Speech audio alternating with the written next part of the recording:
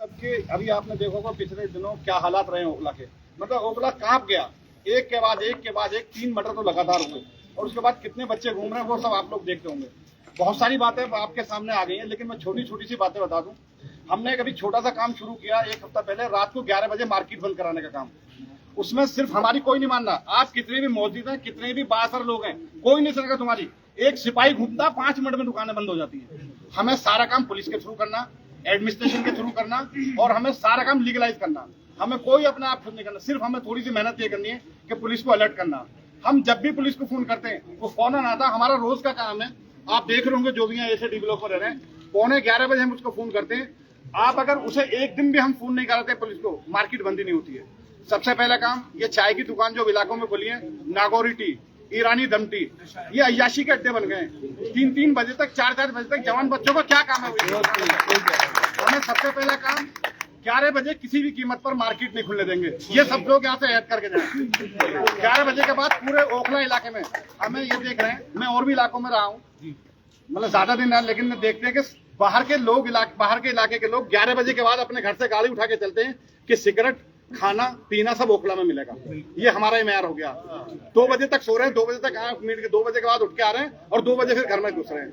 अपने अपने बच्चों को 11 बजे सब अपने घर में चेक करेगा मेरे बच्चे आ गए नहीं आ गए, और 11 बजे लास्ट बिल्कुल मार्केट बंद होनी है।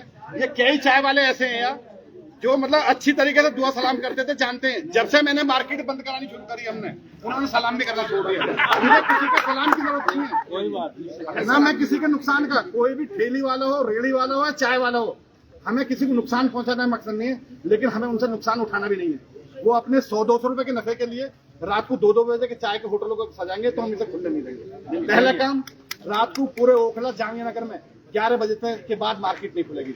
ये काम हम आप लोग नहीं करेंगे। जितने लोग हम जमा हुए हैं सारे पुलिस स्टेशन, हमें चाहे एसएचओ के पास जाना पड़े, डीसीपी के पास जाना पड़े, सीपी के पास जाना पड़े।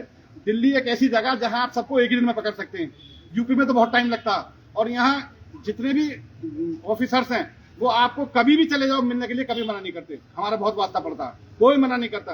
और आप जब इस काम के लिए जाएंगे, हम लोग जाते ही नहीं है। पुलिस को हम जब इस्तेमाल करेंगे सही से, जब इस्तेमाल होगी।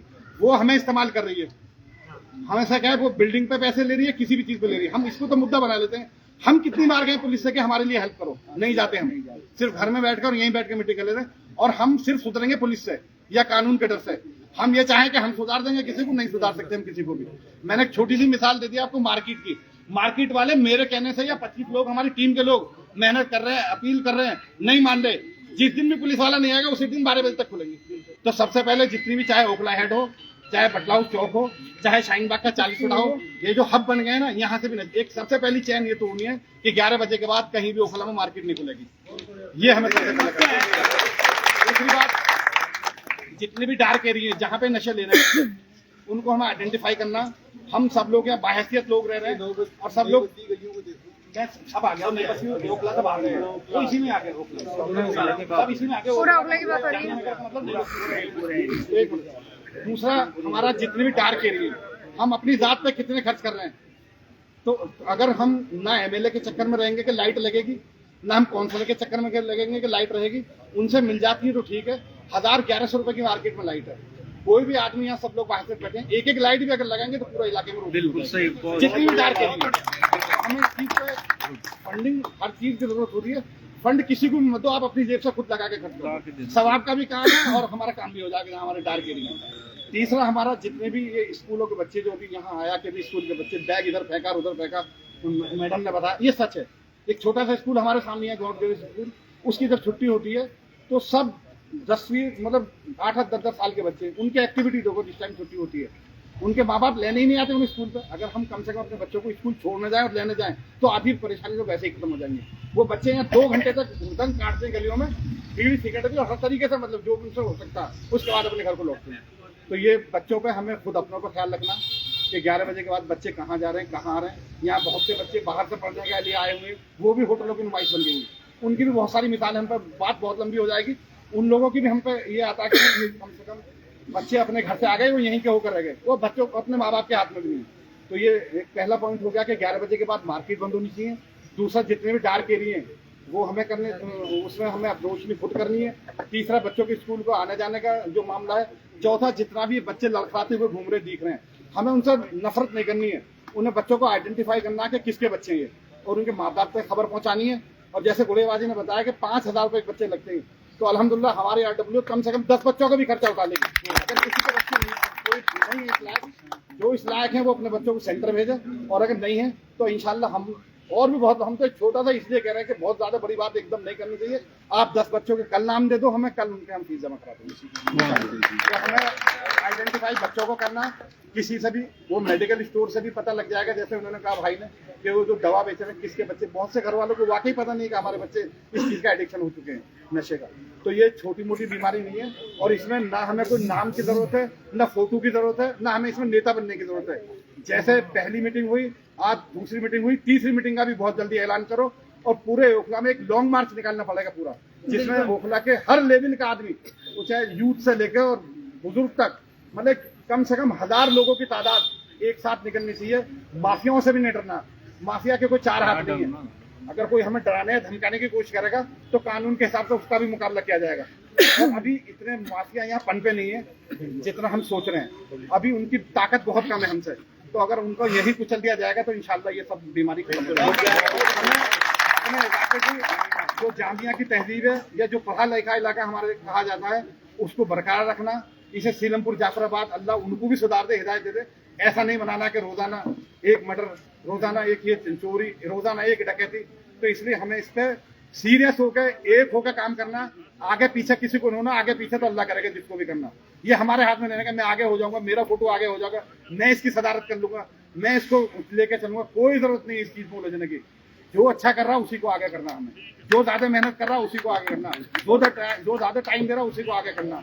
इरफान भाई ने कहा कि सारे लोगों को एक साथ लेके जोड़ना, तो ये बहुत अच्छी मुहिम है, और सब लोगों को एक साथ काम करना। बहुत ज्यादा अभी नहीं फैलाना, हमें 5 पॉइंटों पे भी अगर हम ये काम करेंगे तो इंशाल्लाह ताला इसमें बहुत मदद मिलेगी, और ये चैन ब्रेक हो जाएगी। और सबसे ज्यादा काम हमें अपने इलाके की पुलिस से लेना है, हमें कहीं नहीं जाना। अगर हमें किसी पर शक है कि ये नशा बेच रहा, तो हमें नहीं जाना वहाँ, पुलिस को भेजना है, पुलिस बंद कराएगी। उसे पुलिस को फॉलो जरूर करना कि इसने एक काम किया, हमारा नहीं किया। आज पुलिस वाला हमसे, बीट वाला हमसे परेशान है कि भाई तुम रोजाना, मतलब हिम्मत नहीं है उसकी कहने के, हमसे कहते, लेकिन 11 बजते ही हम मार्केट बंद कराने का। और हम ना में इनसे चाय वालों से या किसी से हम डरते भी नहीं है किसी से। 11 बजे के बाद अगर दुकान खोलेगा तो हम चालान भी कराएंगे। ये इसलिए कह रहा हूँ कि लोग जैसी हलचल बातें लाते हैं कि जी ये क्या नाम चालान करा रहे हैं। चालान क्यों 11 बजे के बाद बोलो, क्या मतलब है? रात अल्लाह पाक ने आराम के लिए बनाई है, आराम करो या पढ़ाई करो, अपने घर बैठो, चाय पीनी है अपने घर में बैठ के पियो। 8 दिन में ऐसे पागल हो गए लोग हैं, ये छोटा सा मोहल्ला, कि 8 दिन में ही पागल हो गए कि 11 बजे के बाद चाय की दुकान बनानी है। तो मैं बहुत सी सारी तजवीज आ गई है, उन पर सब पे बातें होंगी बैठकर इंशाल्लाह, और हर आदमी का मशवरा माना जाएगा। ये नहीं कि जैसे भाई ने कहा स्कूटर मोटरसाइकिल 12-12 साल के बच्चे चला रहे हैं, चलाने को तो छोड़ो, एक हाथ में मोबाइल है, एक हाथ से चला रहे हैं। मेरा खुद भांजा 2 बार एक्सीडेंट हो चुका, वो हमेशा यही आदत ही है बच्चों की, एक हाथ में मोबाइल और एक हाथ में चला रहे हैं, तो गिरना तो है ही उन्हें।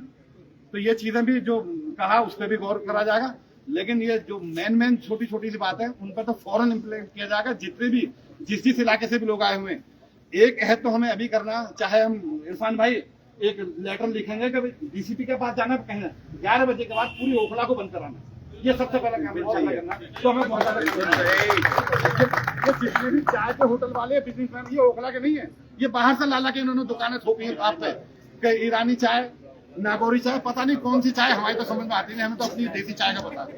लेकिन तो इसलिए ये जो अड्डे जो बने हुए हैं, शोरमे की दुकान, ये दुकान, वो दुकान, 11 बजे के बाद सब बंद। आदमी को जब एक हफ्ता परेशानी होगी, 10 दिन परेशानी होगी, उसे फिर खुद आदत बन जाएगी। तो बहुत ज्यादा बातें न करते हुए, हमारे सईद भाई हैं, राशिद भाई हैं, जितने भी हमारी टीम खड़ी है, अल्हम्दुलिल्लाह हम पूरी तरीके से मुस्तैद रहते हैं और हर तरीके से हर वक्त एक्टिव रहते हैं। किसी को कोई भी परेशानी हो, हम एक बात आती है नेपालियों की, बहुत ज्यादा लोग नेपाली कहते हैं कि नेपाली नशा, अगर कोई नेपाली नशा बेच रहा उसको भी बताएं आके भाई ये नेपाली नशा करना और नशा बेचना दोनों चीजों में फर्क है। अब ये नेपाली जो गार्ड रख रखे हैं, हम इतने दिन से यहाँ ये कंस्ट्रक्शन का भी काम कर रहे हैं और रह भी रहे हैं, हमारे पास कोई मुस्लिम चौकीदार नहीं आया कि हमें चौकीदारी दे दो, इसलिए तो आ जाता है मुझे 2000 रुपए दे दो, मेरी लड़की का निकाह खूब हट्टा कट्टा होगा या मेरा इलाज करा दो। नौकरी मांगने के लिए कोई नहीं आया। ये नेपाली एक दिन में चले जाएंगे अपने घर। अगर ये कोई वाकई नशा बेच रहा तो उसकी लाके हमें बताओ कि भाई आदमी नशा बेच रहा है। अपने इलाके की तो मैं कह रहा हूँ कि अगर कोई बेच रहा तो एक आदमी को पकड़ के दिखाओ कि ये आदमी शराब बेच रहा या ये आदमी नशा बेच रहा। तो इसलिए नहीं बेच रहा कहीं से तो पता लगेगा ना। नशा करते हैं 100% करते हैं नशा, तो बेचने वाली बात है।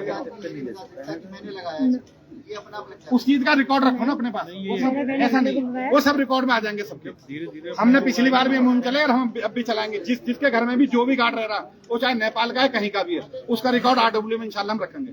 तो मैं छोटी छोटी सी बातें बहुत सारी हैं, लेकिन बस मेरी ये गुजारिश है कि 5 पॉइंटों पर हम शुरुआत कर दें और इंशाल्लाह फिर मसले का हल हो जाएगा। और आगे के लिए बहुत सारी बातें अभी बहुत लंबा बैठना, ये नहीं कि आज ही खत्म हो जाएगा।